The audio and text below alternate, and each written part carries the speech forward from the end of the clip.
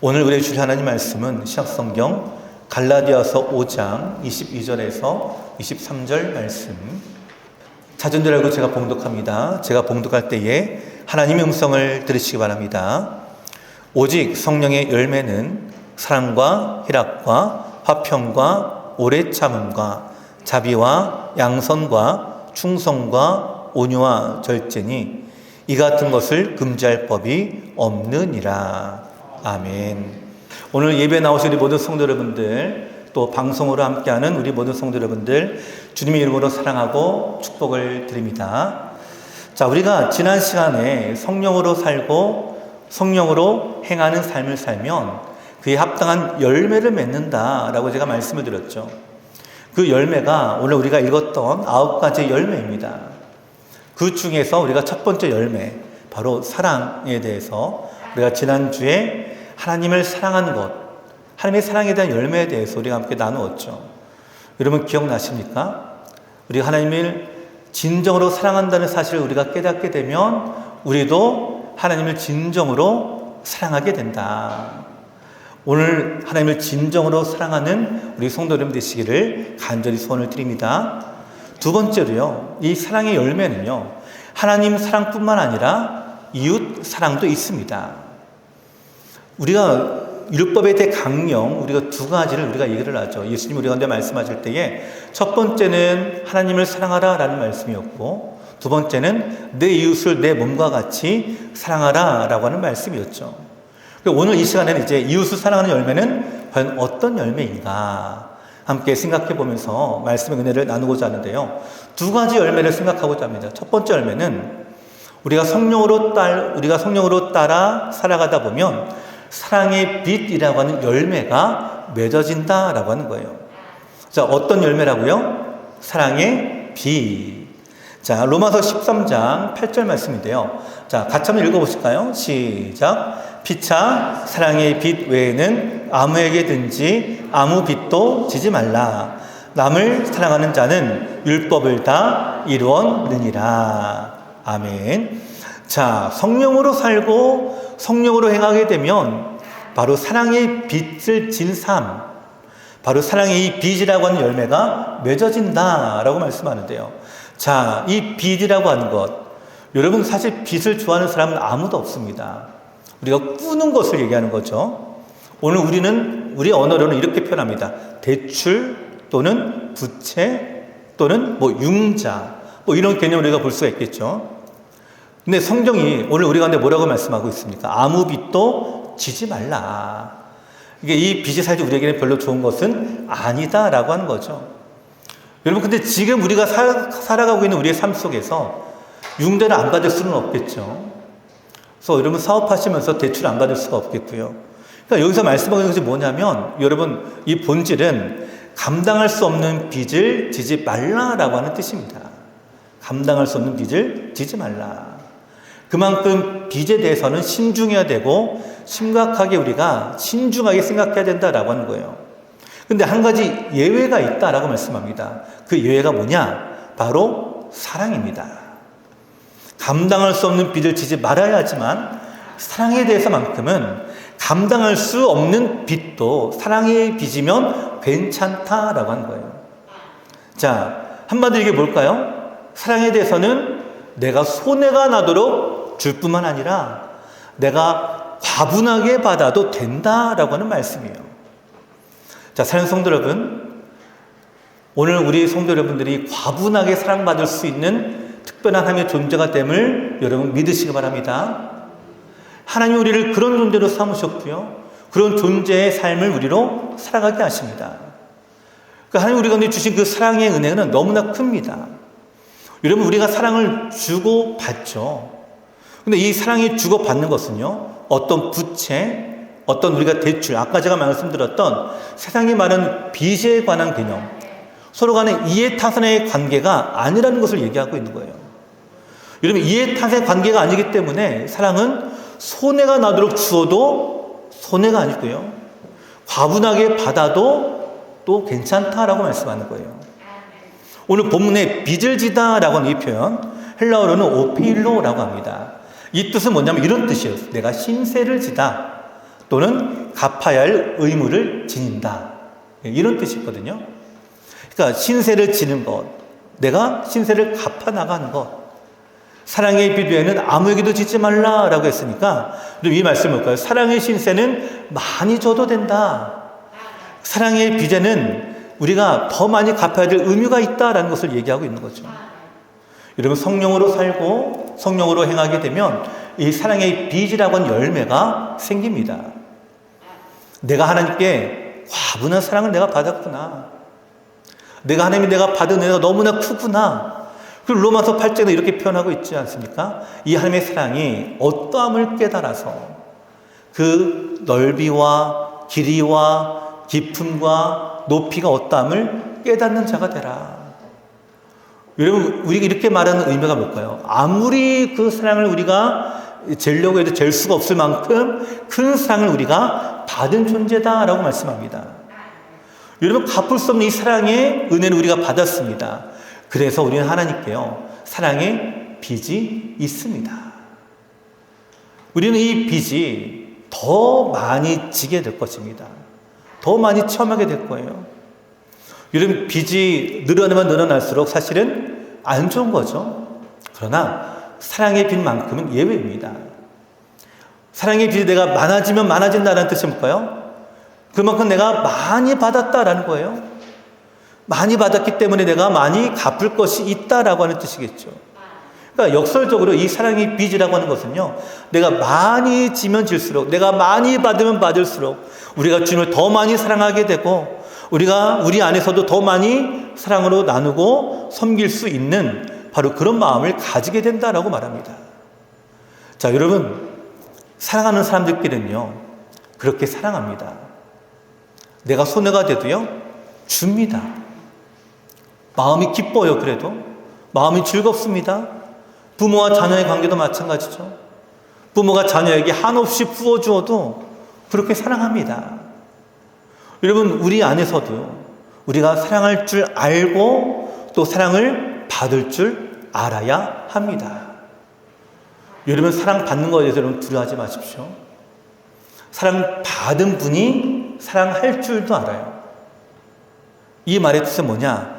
하나님의 사랑은 내가 얼마만큼 받았느냐에 따라서 내가 얼마만큼 사랑을 나눌 수 있느냐, 내가 얼마만큼 사랑을 내가 할 수 있느냐, 여기에 이런 관계가 나타나요. 여러분, 이거는요, 아까 제가 말씀드렸던 부채나 대출 관계 같은 이해타산의 관계가 아니라고 제가 말씀을 드립니다. 누가 나에게 몇 원을 줬으니까 나도 똑같이 주고, 여러분, 이거는 사랑이 아니죠. 계약이죠. 거래입니다. 근데 여러분, 사랑을 거래와 같이 우리가 생각하는 경향이 너무나 많아요. 누가 나에게 잘 대해주면 나도 또 잘 대해주고. 근데 사랑은 이걸 뛰어넘습니다. 뛰어넘어서 나에게 잘해주든 못해주든 나는 더 많이 부어줍니다. 그럼 부모의 자녀 관계가 바로 그런 관계 아니겠어요? 우리 자녀들이 때로는 미워 보일 때도 있어요. 그래도 사랑은 멈추지 않습니다. 이 타산의 관계가 전혀 맞지 않아요. 여러분, 계산기를 두들겨 보면요, 부모는 항상 손해입니다. 자녀들에게 항상 손해봐요. 쏟아 부어도 돌아오는 것도 없고, 쏟아 부어도 다시 사랑이 돌아오지도 않고. 근데 여러분, 그래도 멈추시나요? 아니죠. 끝까지 부어죠. 끝까지 사랑하시죠. 왜 그럴까요? 자녀에 대한 내가 더 사랑하고 싶은 마음, 이걸 뭐라고 표현한다고요? 사랑의 빚이다라고 표현합니다. 자, 사랑하는 성도 여러분, 그래서 이 사랑의 열매를 아가페라고 합니다. 무조건적인 사랑, 아낌없이 주는 사랑. 내가 사랑하게 되면 아낌없이 주는 것처럼 오늘 우리가 우리 성도들을 사랑하고 우리 이웃을 사랑하는 마음을 가지게 되기를 저는 간절히 소원을 드립니다. 아까 우리가 읽었던 로마서 13장 8절, 그럼 다시 한번 읽어보실까요? 예, 화면을 보시고 우리가 다시 한번 읽도록 하겠습니다. 자, 함께 읽겠습니다. 시작. 피차 사랑의 빚 외에는 아무에게든지 아무 빚도 지지 말라. 남을 사랑하는 자는 율법을 다 이루었느니라. 아멘. 여러분, 그 뒤에 말씀에 남을 사랑하는 자는 율법을 다 이루었느니라 라고 말씀하고 있죠. 그럼 이 말씀에 여러분 주목해 보셔야 됩니다. 왜냐하면 율법의 특성이 뭘까? 율법은요, 따지는 것을 좋아합니다. 성경에서 율법은요, 우리가 생각하는 이상으로요, 너무나 명확하고 너무나 정밀하고요, 또 세분화되어 있어요. 그래서 유대인들이 이 율법을 지키는 데 있어서 이것도 안 되고 저것도 안 되고 이런 식으로 이들이 율법에 대해서 대합니다. 율법은 마치 정직한 자와도 같아서요, 딱 대보면은 율법에 맞는가 틀린가 기준이 분명하게 드러나는 것이 바로 율법이에요. 여러분, 그래서 이 율법을 다 이뤘느니라라고 이 말씀, 우리를 이 율법을 통해서 정죄하고 우리를 죄인이라고 우리를 비판하고 또 우리를 향해서 부정적으로 따지는 이 여러 많은 상황들 속에서 바로 이 율법과 같은 이 모습, 근데 사랑은 그렇지 않다라고 말씀하고 있죠. 그러니까 남을 사랑하는 자는 율법을 다 이뤘느니라, 율법을 완성하게 되었다, 이 모든 요소를 다 덮고도 남는 것이 사랑이다 라고 말씀합니다. 여러분, 대출 관계는요, 이자 1원까지도 따집니다. 여러분, 그렇게 은행 가서 우리가 이자나 또 대출을 관계를 우리가 쓰거나 또 결제를 하게 될 때 보면 1원까지도 따져요. 이게 바로 이해타산의 관계예요. 근데 사랑은 이러한 율법과도 가는 이 관계를 다 완성하고 덮어버린다라고 말씀하시는 거예요. 여러분, 누가복음 19장에 보면 예수를 만나고 싶어하는 인물이 나옵니다. 이 사람의 이름은 삭개오인데요. 이 삭개오에 대해 성경은 이렇게 소개합니다. 세리장이요 부자라. 딱 이 두 단어로 소개합니다. 세리장 그리고 부자. 자, 세리장은 어떤 사람일까요? 세리들 중에서도 장이다라고 하는 뜻이에요. 대장이다라고 하는 거예요. 그러니 여러분, 이 사람이 세리가 되기 위해서 또 세리로서 그가 장까지 올라가기 위해서 얼마나 치열하게 살았을까요? 얼마나 이 사람이 이 세리의 일을 하면서, 여러분, 이 세리라고 하는 이 직업 자체가 당시 유대인들에게는 죄인 취급이었습니다. 왜냐하면 로마의 앞잡이가 되어서요, 이들의 세금을 걷어가는 역할이었기 때문에 그래요. 근데 이 걷어갈 때 이들이 플러스 알파를 해가지고 더 많은 것들을 거둬서 로마의 정부에 바치고 남은 것은 자기 것으로 삼았습니다. 여러분, 그러니 거기에 계산기를 두들겨보고 자기에게 그렇게 남는 것을 축적해 가니까 여러분, 이 세리라고 하는 사람을 유대인들이 싫어합니다. 그리고 그렇게 해서 부를 축적한 게 이 삭개오였어요. 세리로서 그 일을 하면서 세리장이 되기 위해서 치열하게 싸웠겠고, 그리고 부자가 되기 위해서 그가 얼마나 많이 노력을 했을까. 세금을 매기고 또 세금을 거두면서요, 여러분, 아마 이 삭개오의 인생은요, 한 채의 자비도 한 채의 사랑도 보이지 않았던 마치 율법과도 같은 삶을 살았던 것이 이 삭개오의 모습일 거예요. 그래서 내가 원하는 자리까지 올라갑니다. 내가 원하는 부를 내가 이룹니다. 꿈에도 그리던 내가 그 원하는 자리, 꿈에도 그리던 그 부자의 모습, 그런 인생이 됐습니다. 그런 삶을 지금 살아가고 있습니다. 근데 행복하지는 않아요. 왜 행복하지 않을까요? 저는 이 삭개오가 예수를 만나고 싶어하는 이 마음에서 보았습니다. 왜 예수를 만나고 싶어 할까? 이룰 거 다 이뤘는데, 갖출 거 다 갖췄는데, 명예와 권세가 있습니다. 세리장까지 올라갔으니까 있죠. 부자입니다. 물질의 부함도 있습니다. 그럼 이 땅에 살면서요, 부족한 것 아무것도 없어요. 예수님 만날 이유가 전혀 없습니다. 근데 예수님이 그 자리에 지나간다고 하니까 보고 싶어 합니다. 왜 그럴까요? 그 마음에 공허함이 있었겠죠. 아마 행복하지 않았겠죠. 그 예수를 만나면서 그분이 선지자라고 하니까, 메시아라고 하니까, 그래도 내가 그 예수님 한번 얼굴 보면 뭔가 나에게 그 어떤 의미가 있지 않을까? 그리고 예수님이 몰려든 바로 그 무리 사이로 갑니다. 성경에 보니까 삭개오는 키가 작았다라고 말씀하고 있고요, 사람들이 많아서 그 사이로 끼어들 수 없었다라고 말씀하고 있어요. 왜 끼어들 수 없었을까요, 여러분? 여러분, 38년 된 혈루증 앓았던 여인은 여러분 기억하십니까? 예수님의 옷자락만 만져도 나았죠. 근데 예수님의 옷자락을 만질 때 어떻게 만졌을까요? 그 사람들 사이로 비집고 들어가서 손을 뻗어 옷자락을 만졌겠죠. 이 여인도 이렇게 만졌는데 삭개오가 그 틈으로 못 들어갔을까요? 사실 못 들어갔어요. 끼워주지를 않은 거예요, 사람들이. 자신을 거부합니다. 밀쳤습니다. 예수를 보고자 하는데 보지를 못하는 거예요. 그래서 나무 위로 올라간 거예요. 이게 삭개오의 삶입니다.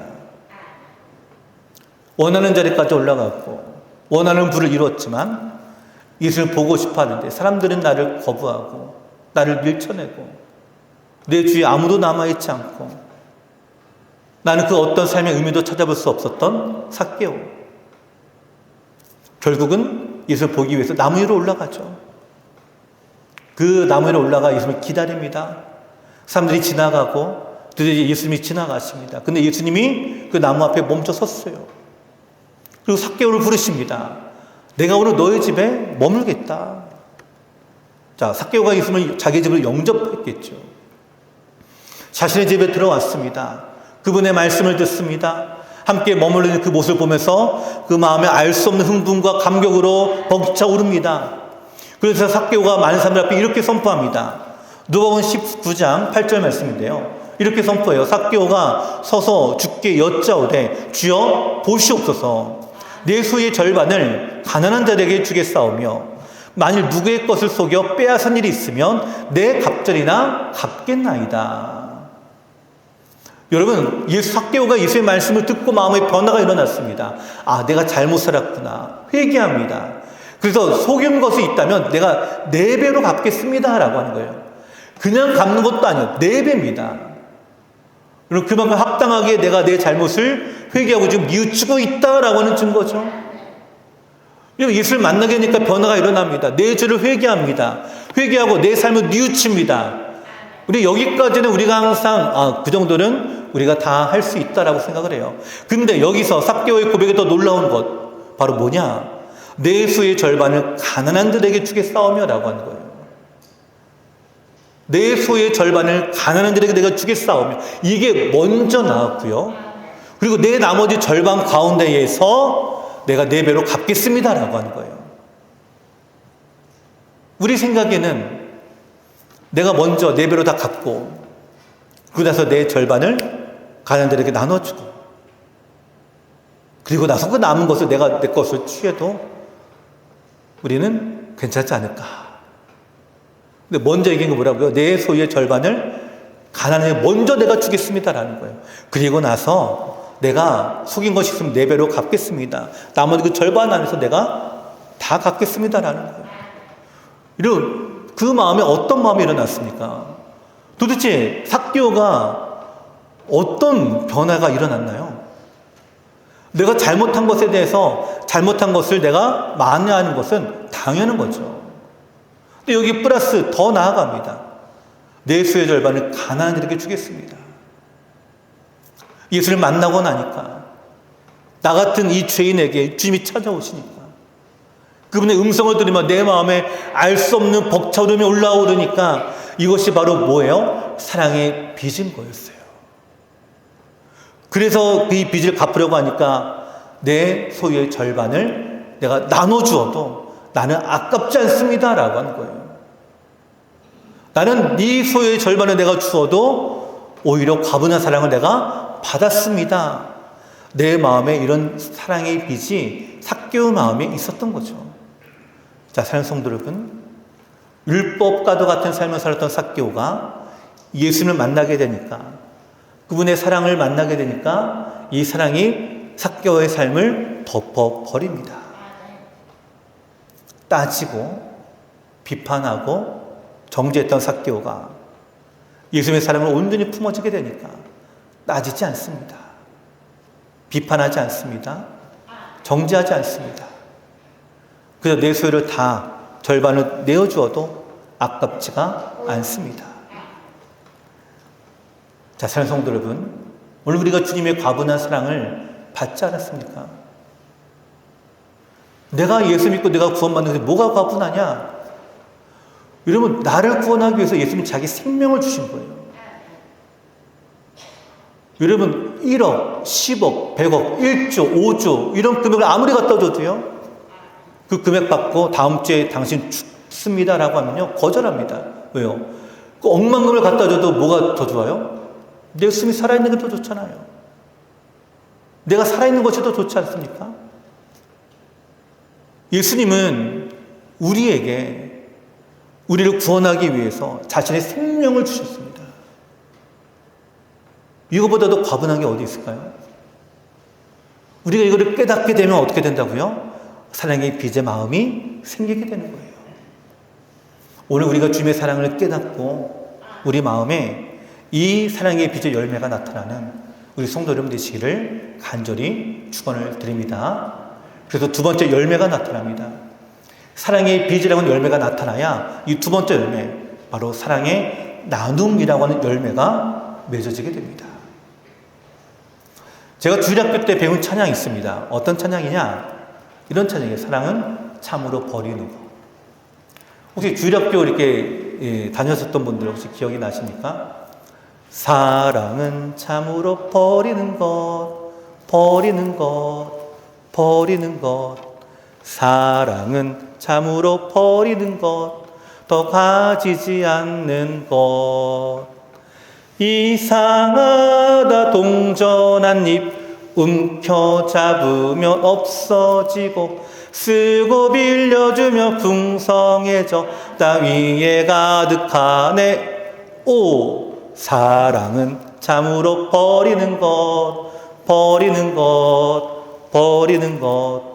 사랑은 참으로 버리는 것, 더 가지지 않는 것. 네, 몸도 기억하네요. 찬양만 기억하는 게 아니라 몸도 기억하네요. 네, 아까 1부 때는 제가 다 이거 율동을 못했는데, 참, 이 찬양이 이제 2절, 3절도 있습니다. 사랑은 베푸는 것, 또 사랑은 섬기는 것. 예. 그래서 율동도 막 바뀌어요. 주일학교 때. 아마 우리 교사이신 분들은 아마 알 수도 있을 것 같은데, 근데 여기 버린다라고 하는 뜻이 뭘까요? 주는 거다라고 하는 거죠, 사실은. 예, 여기는 버린다라고 표현했지만 사실은 주는 거죠. 여러분, 하나님의 임재를 누리고 성령으로 충만하게 되면 이 원리가 자연스럽게 삶 속에 드러나게 됩니다. 바로 그 초대교회가 그 대표적인 예예요. 사도행전 4장 32절에서 우리 35절 말씀인데요. 화면을 보고 같이 읽어보실까요? 시작. 믿는 우리가 한 마음과 한 뜻이 되어 모든 물건을 서로 통용하고 자기 재물을 조금이라도 자기 것이라는 이가 하나도 없더라. 사도들이 큰 권능으로 주 예수의 부활을 증언하니 무리가 큰 은혜를 받아 그 중에 가난한 사람이 없으니 이는 밭과 집 있는 자는 팔아 그 판 것의 값을 가져다가 사도들의 발 앞에 두매 그들이 각 사람의 필요를 따라 나누어 줍니다.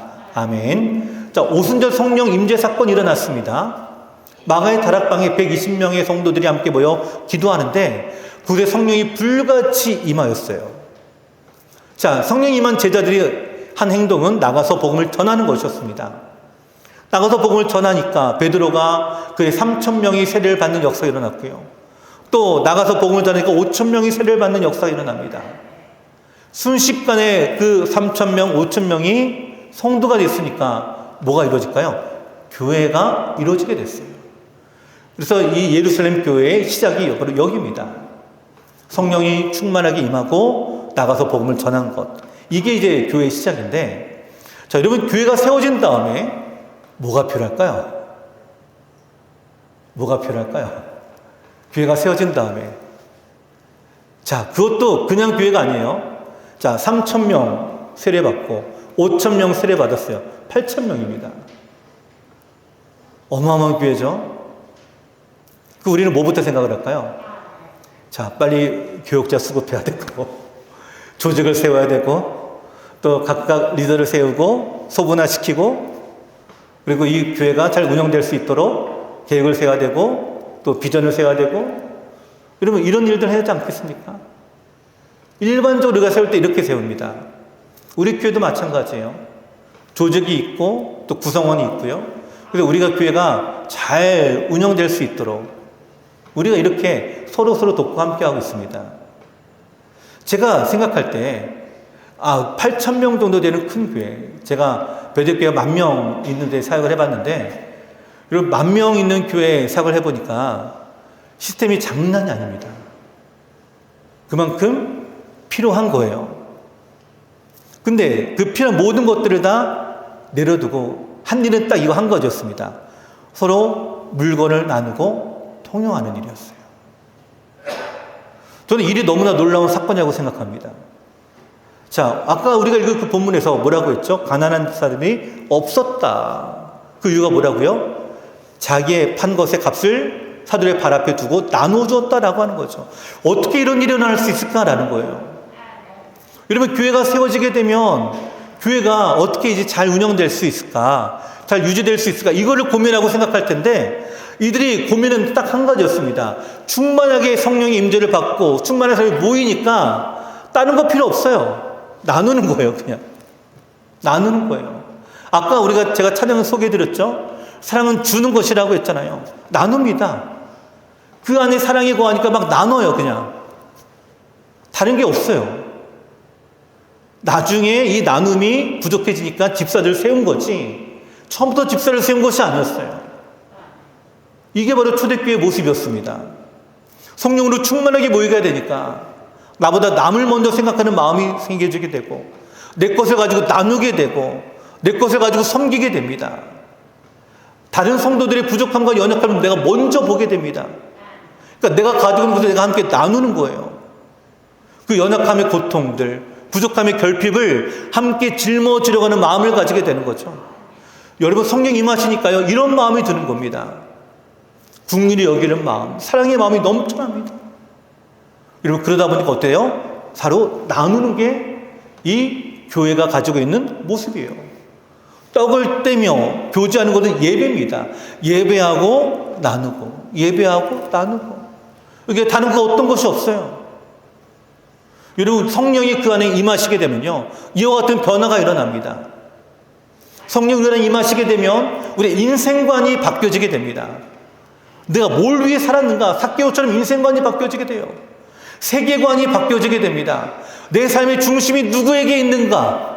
내가 무엇을 초점을 가지고 살아가고 있는가? 뿐만 아니라 물질관도 바뀌게 됩니다. 오늘 초대교회 성도들의 물질관 한번 보십시오. 4장 32절이거든요. 사도행전 이렇게 말씀하고 있죠. 함께 읽겠습니다. 시작. 믿는 무리가 한 마음과 한 뜻이 되어 모든 물건을 서로 통용하고 자기 재물을 조금이라도 자기 것이라는 이가 하나도 없더라. 여기 표현은 이 표현이 좀 이해가 안 됐어요, 처음에. 왜? 자기의 재물을, 이거 자기 소유 아닙니까? 근데 자기 재물을 조금이라도 자기 것이라는 이가 하나도 없더라. 이런 남의 것을 가지고요, 이거 내 거라는 이 하나도 없다, 이것이 아닙니다. 내 소유, 내 명의로 되어 있는 내 것, 이거는 내가 가지고 있고 내 소유로 주장할 수 있는 것들, 근데 내 것이라고 주장하지 않고 내 것이라고 하는 이가 하나도 없더라라고 말씀합니다. 재물관이 점점점 바뀌어지는 거예요. 성령이 임하시게 되니까 나에게 주는 모든 재물들은 주님이 주신 것이고 주님의 것이니까 내 것이 아니라고 합니다.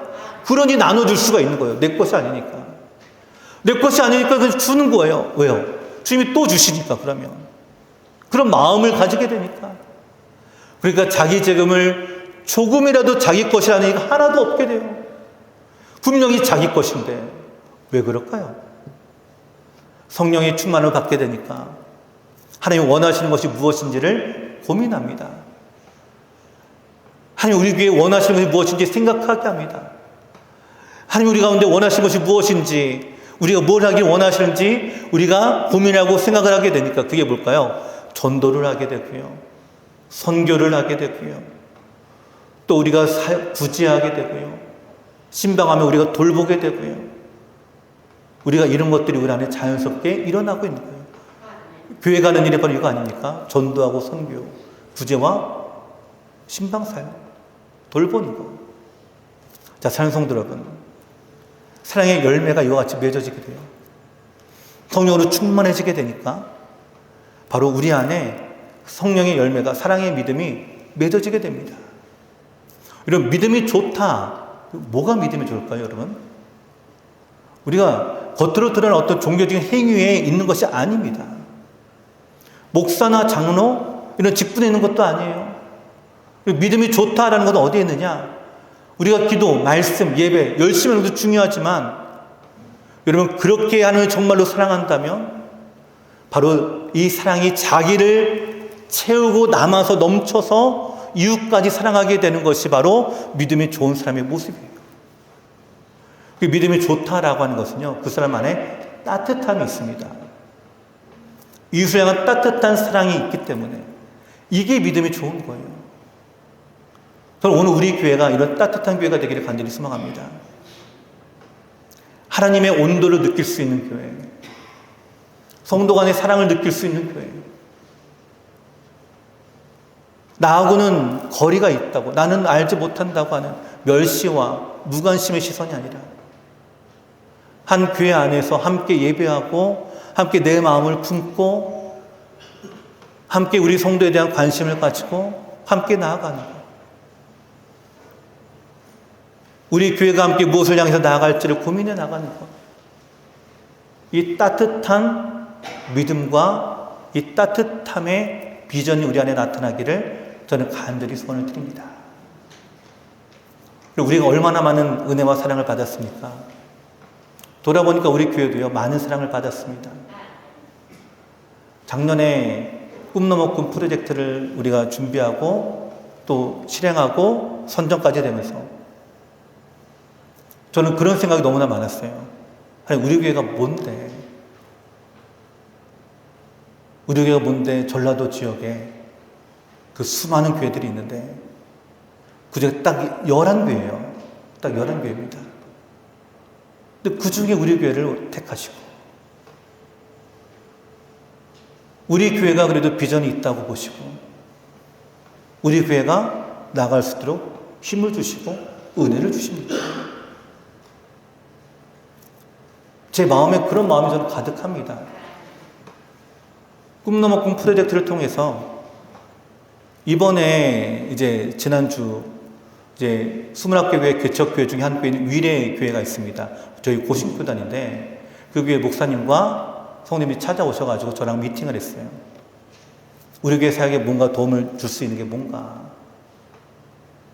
그래서 함께 오셔서 전도 사역을 하기로 함께 얘기를 좀 나누고 있고요. 또 주일학교 사역, 또 중고등부 사역, 우리가 어떻게 하면 도움을 받을 수 있을지, 또 여름 성경학교를 우리가 어떻게 도움을 받을 수 있을지 의논 중에 있습니다.